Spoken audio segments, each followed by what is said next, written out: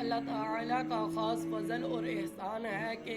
اس نے امت محمدیہ کو لیلۃ القدر جیسی عظیم نعمت سے نوازا۔ روزے تو اللہ تعالیٰ نے پہلی امتوں پر بھی فرض کیے تھے، لیکن روزوں میں خصوصی اہمیت و فضیلت اور مقام و مرتبے والی رات لیلۃ القدر صرف اس امت کو عطا فرمائی۔ اس رات کو جب اللہ تعالیٰ نے اس قدر عظمت عطا کی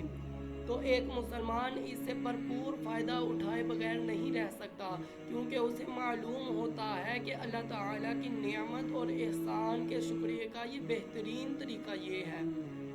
کہ اسے اسی مقصد کے لیے استعمال کیا جائے جس کے لیے اللہ تعالیٰ نے یہ رات ہمیں عطا فرمائی۔ اس رات میں زیادہ سے زیادہ قرآن پاک پڑھیں۔ قرآن پاک کے بارے میں حدیث مبارکہ ہے کہ اس شخص کے لیے قیامت کے دن قرآن مجید اللہ تعالیٰ سے سفارش کرے گا اور اس کی سفارش کو قبول بھی کر لیا جائے گا۔ توبہ اور استغفار کا طریقہ: انسان اپنی سابقہ زندگی میں کیے ہوئے گناہوں کا اللہ تعالیٰ کے سامنے اعتراف کرے، گناہوں پر ندامت کا اظہار کرے، سچے دل سے معافی مانگے اور آئندہ غلطی نہ دہرانے کا پختہ وعدہ کرے۔ اللہ تعالیٰ کی بارگاہ میں دعا ہے اللہ تعالیٰ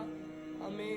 یہ جو بابرکت رات آ رہی ہے اس میں زیادہ سے زیادہ توبہ کرنے کی توفیق عطا فرمائے اور اس رات میں زیادہ سے زیادہ قرآن پڑھنے کی توفیق عطا فرمائے۔